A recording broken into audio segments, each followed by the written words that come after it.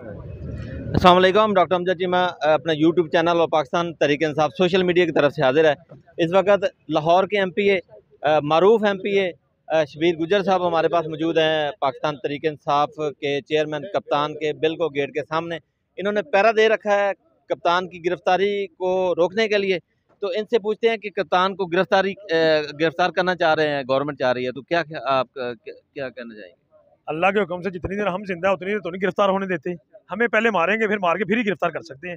पहले हमें ये जितने भी कारकुनान हैं इनको लाशों से ऊपर से गुजरना पड़ेगा, तो फिर हमारे लीडर के पास जाएंगे। अल्लाह के हुक्म से उनमें इतनी जरूरत नहीं है, इतनी गैरत नहीं है, इतने वो गैरतमंद नहीं है, इतनी जरूरत वाले नहीं है।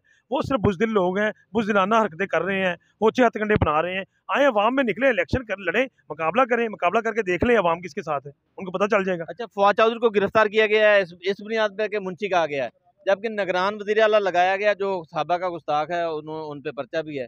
क्या कहेंगे? मुंशी को मुंशी ना पता कहे तो क्या कहे? जो मुंशी है वो उसको मुंशी कहना है, मुंशी को कुछ और कह दें। मुंशी को तो मुंशी कहना है ना, बार बार मुंशी कहेंगे।